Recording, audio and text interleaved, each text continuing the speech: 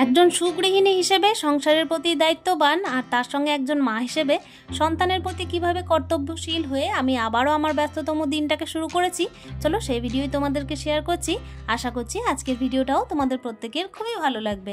তো hello everyone, good morning, welcome back to my channel. আশা করছি সকলেই খুব ভালো আছো। বীরভূম জেলার ছোট্ট একটা শহর থেকে আমি সুধা আবারও চলে এসেছি নতুন দিনে নতুন আরও একটা ব্লগ নিয়ে।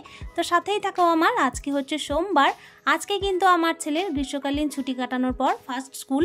তো এইদিকে কিন্তু ড্রেসগুলো আমার একদম সুন্দরভাবে ভাঁজ করা ছিল, ওগুলোকে আমি কিন্তু আগে ঠিকঠাক করে রেখে দিয়েছি। যেহেতু দেখো স্কুলের তাড়াহুড়ো মানে বুঝতেই পারছো, যখন আমার ছেলের স্কুলের তাড়াহুড়ো হয় তখন তার বলতেই হবে না।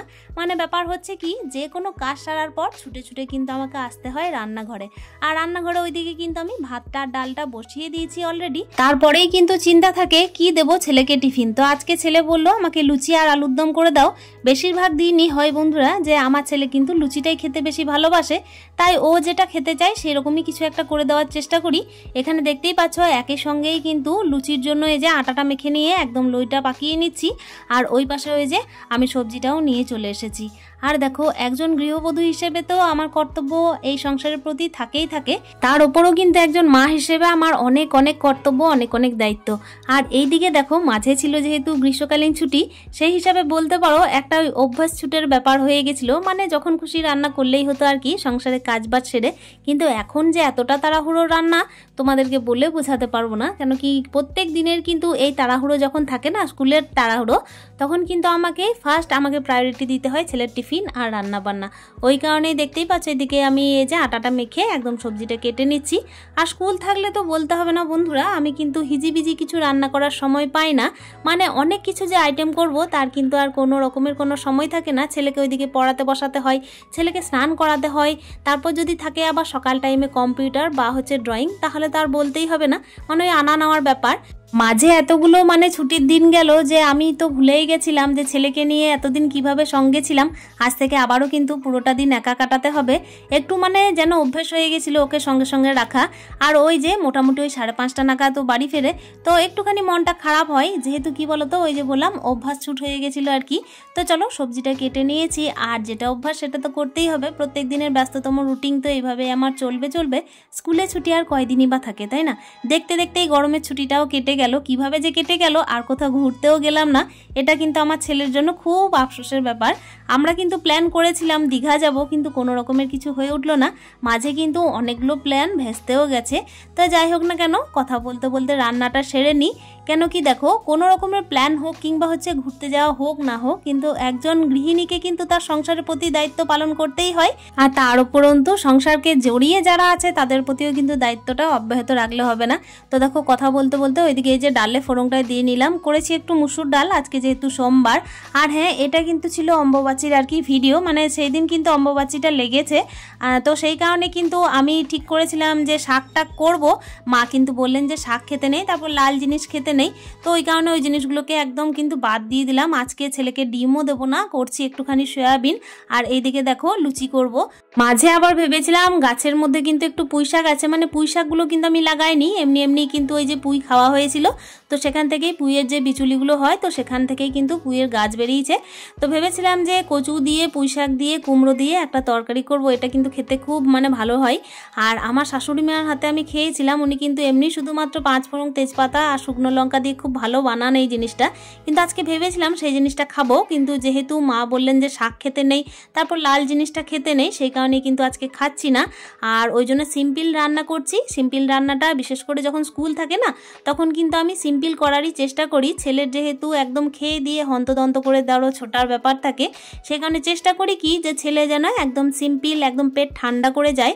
আর দেখো ড্রেসের ব্যাপার থাকে, মোজা জুতো সব কিছু মিলিয়ে কিন্তু একটা স্কুল ড্রেস, তাই না?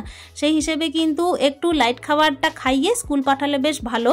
দেখো কথা বলতে বলতে এদিকে কিন্তু আমি লুচিটা ছেঁকে নিচ্ছি। আসলে টিফিনের বিষয়টা আমি আগে করার চেষ্টা করছি এই কারণেই, তরকারি কিন্তু ডাল আলু সিদ্ধ হলেও ছেলেকে খাইয়ে পাঠানো যাবে, কিন্তু টিফিনটা প্যাক না করলে কিন্তু মা হিসেবে আমার শান্তি হবে না। আর তাড়াহুড়োয় কিন্তু টিফিনটা ঠিকঠাক বানানো যায় না, দেখবে, তাই না? এই যে সারাদিনের পরে ভাতটা শুধুমাত্র 9:30টায় এক টাইম খাবে, আর সারাদিনটা 5:30 পর্যন্ত একদম না খাওয়া, মানে বুঝতেই পারছো দুপুর টাইমে তো ভাতের কোনো রকমের কোনো বিষয় থাকে না, তাই টিফিনটা চেষ্টা করি সবসময় কিন্তু কষ্ট হলেও একটু ভালোভাবে বানিয়ে দেওয়ার। সংসারের প্রতি একজন গৃহিণীর কিন্তু অনেক অনেক দায়িত্ব থাকে, সংসারকে জড়িয়েই তো সব কিছু। তবে সংসারে যখন দেখবে আরও ব্যক্তি থাকে, মানে যেই হোক না কেন, তাতে হোক স্বামী, তাতে হোক সন্তান, সবাইকে নিয়েই কিন্তু একটা সংসার। আর এই সংসারের প্রতি যতটা তারা দায়িত্ববান, মানে একজন গৃহিণী যতটা সংসারের প্রতি দায়িত্ববান, ততটাই কিন্তু নিজের সন্তানের প্রতি, স্বামীর প্রতি দায়িত্ববান হতে বাধ্য। মানে সংসার যারা ভালোবাসে না, তারা সংসারকে ঘিরে যেসব মানুষগুলো আছে তাদেরকেও কিন্তু ভালোবাসতে বাধ্য। তারা কখন খাবে, তারা কি খাবে না খাবে, কোন খাবারটা তাদের পছন্দ, এরকম চিন্তা করতে করতেই কিন্তু একজন গৃহিণীর দেখবে সকাল থেকে সন্ধে পেরিয়ে যায়। তো দেখো এইদিকে কথা বলতে বলতে লুচিটা তো ছাকা হয়ে গেছে, আর এখানে দেখো বালুশাই ছিল, আমার মেসোমশাই নিয়ে এসেছিলেন। তো ছেলেকে বললাম যে তুমি একটা নিয়ে যাও, ছেলে বলছে যে না আমি এটা খাবো না। তো এখানে দেখলাম যে 8টা মতো বালুশাই আছে, তো 4টে কিন্তু টিফিন কৌটোর মধ্যে মাকে দিয়ে দিলাম। আসলে খাওয়ার মতো লোক বলতে শুধুমাত্রই আমি, আমার ছেলে কিন্তু এই মিষ্টি খাবে না যখন, তখন এটা বেশিরভাগ রেখে নষ্ট করেও লাভ নেই। আর ওইদিকে করেছিলাম 6টা লুচি, তো মাকে বললাম মা তুমি 2টো খাও, ছেলে তো নেবে 4টে। তো ওইদিকে কিন্তু মা মোটামুটি ওই 2টো না নিয়ে একটা নিয়ে তারপর কিন্তু চলে গেছিলেন সেন্টার। আর এখন দেখো ছেলের জন্য এই যে জল আর টিফিনটা প্যাক করব, জলটা এইদিকে দেখো ভরে নিলাম। ছেলের কিন্তু বোতল ছিল অন্যরকম, মানে একটা মিল্টনের বোতল কিন্তু ওকে দেওয়া হতো, কিন্তু সেই বোতলটা যেন ঘষা খেয়ে খেয়ে ওপরে যেন অনেকটাই দাগ হয়ে গেছে। ভাবছি ওইটা সেকেন্ড টাইম পরিষ্কার করে তারপর যদি দেওয়া যায় তবেই দেবো। আর তাছাড়াও কিন্তু জন্মদিনে আমার ছেলে কয়েকটা বোতল পেয়েছে, আর এই যে দেখতেই পাচ্ছ জন্মদিনেরই কিন্তু টিফিন বক্স আমার ছেলে পেয়েছে। এটা কিন্তু শখ করছিল যে মা আমি এটাতেই টিফিন নেব, তাই চেষ্টা করলাম যে ওর শখের জিনিস যখন, ওরই গিফটের জিনিস, তখন দেওয়া যাক। এমনিতেই কিন্তু অন্য বছরের জন্মদিনেরও প্রচুর টিফিন বক্স আছে, সেইগুলো আর কেই বা ইউজ করবে, তাই না?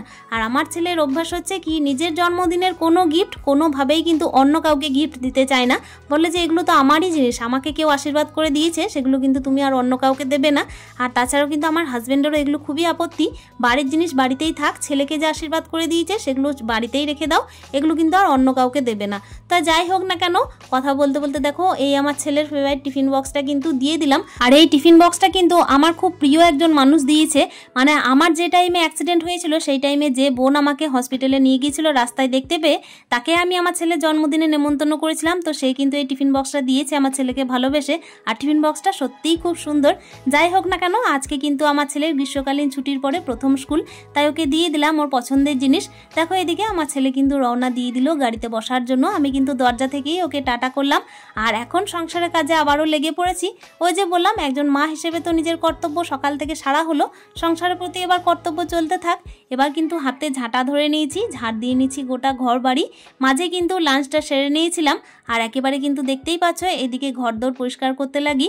লাঞ্চ বলতে কি জানো তো বন্ধুরা, আমি কিন্তু ওই মোটামুটি 11:30টায় না ভাতটা খেয়ে নিয়েছিলাম। মানে ছেলে চলে গেলে না যদি আমি দেরি করে খাই তখন আর খেতে আর ইচ্ছেই করে না, মানে ভাতের থালার সামনে কিন্তু বসতে আর ইচ্ছেই করে না। মোটামুটি আমার সেই দিন দেখেছি 3টে বেজে যায়, কিংবা হচ্ছে আর খেতেই ইচ্ছা করে না। ওই কারণে আমার হাজব্যান্ডও বলেন যে তুমি সকাল সকাল একদম কিন্তু ভাতই খেয়ে নেবে একটুখানি, তাতে পরে যদি খিদে পায় তাহলে নয় আরও একবার খাবে। তো সেই টেকনিকই আর কি কাজে লাগিয়েছি। তো তারপর ভাবলাম যে চলো এদিকে কিন্তু সংসারের তো কাজগুলো আছে সেগুলো সেরে নিই, আবার কিন্তু ছেলে চলে এলে ওকে তো টাইম দিতে হবে, এইগুলো কিন্তু আর হাত দিলে হবে না। কেন কি দেখো সংসারে কাজ করতে করতে যদি আবার ছেলে আসে আর তখন যদি ওকে আমি টাইম না দিই না, ওর কিন্তু ভীষণ রাগ হয়। ওই কারণে ওই যে 10টা থেকে মোটামুটি 5টার মধ্যে আমি সংসারের সমস্ত কাজ, খাওয়া দাওয়া, একটু রেস্ট করা সব কিছুই করে নিই মাঝে। আর এখন দেখতেই পাচ্ছ কাজ করতে করতে তোমাদের সাথে গল্পও হচ্ছে। সংসারে অনেক অনেক কাজ থাকে, তবে হ্যাঁ এই কাজের মাঝে জানো তো একজন গৃহিণী প্রচুর দায়িত্ববান হয়ে ওঠে কখন, যখন সে বুঝতে পারে সেই ঘরের হর্তাকর্তা বিধাতা। মানে হর্তাকর্তা বিধাতা কেন বলছি নিজেকে, কেন কি দেখো সংসারকে কিন্তু একজন সামলায় একজন গৃহিণী। রোজগারটা অন্য জিনিস, সবার দ্বারা সম্ভব হয় না, তবে হ্যাঁ সংসার সামলানোর যোগ্যতা কিন্তু নিজেকেই নিজে আনতে হয়, তাই না? কথা বলতে বলতে এদিকে দেখতেই পাচ্ছ ঝাড় দেওয়া কিন্তু কমপ্লিট করে দিয়েছি। আর তারপর কিন্তু চলে এসেছি দেখো বাইরে যে সমস্ত জামা কাপড় আছে সেগুলোকে তুলে নিতে। এখনও পর্যন্ত আরও একবার গ্যাসটা মুছে নেবো, কেন কি খাবার দাবারগুলোকে এবার দেখো আমাকে ফ্রিজে ভরতে হবে। আর তারপর কিন্তু ছেলের জন্য দুধটাও গরম করে রেখে দিতে হবে, সেই কারণে একেবারে কিন্তু গ্যাসটা ভালো করে মুছে তারপর কিন্তু দেখবো ছেলে কতক্ষণে আসছে। তো চলো এদিকে কিন্তু জামাগুলো তোলা কমপ্লিট করে নিয়েছি, সংসারের কাজ তো মোটামুটি প্রায় হয়েই এসেছে বলতে পারো। এই তো দেখো এবার গ্যাসটাকে পরিষ্কার করে নিচ্ছি, রান্নাঘর, গ্যাস, ওভেন সমস্ত কিছু মুছে নিলে কি হয় মোটামুটি বলতে পারো এই যে এই বেলার কাজ কিন্তু পুরোটাই কমপ্লিট হয়ে যায়। ওই সন্ধ্যা থেকে যা যা রুটিন থাকে আবার তো চলতেই থাকে, আবারও রাত্রিবেলায় খাওয়া দাওয়া যেটা চলে সেটা চলেই চলে। তো চলো এদিকে সুন্দর করে গ্যাসটাকে মুছে নিয়েছি। আজকে যেভাবে ধরো রান্না হয়েছে তাতে কিন্তু কোনো কিছু আর মানে লিকুইড দেওয়ার দরকার পড়েনি, মোটামুটি জল কাপড় করেই কিন্তু গ্যাসটা সুন্দর করে মোছা হয়ে গেছে। আর আমি আমার সংসার জীবনের ব্যস্ততা প্লাস হচ্ছে দায়িত্ব সবকিছুকেই সুন্দর করে একদম ভালোভাবে পার করে দিচ্ছি।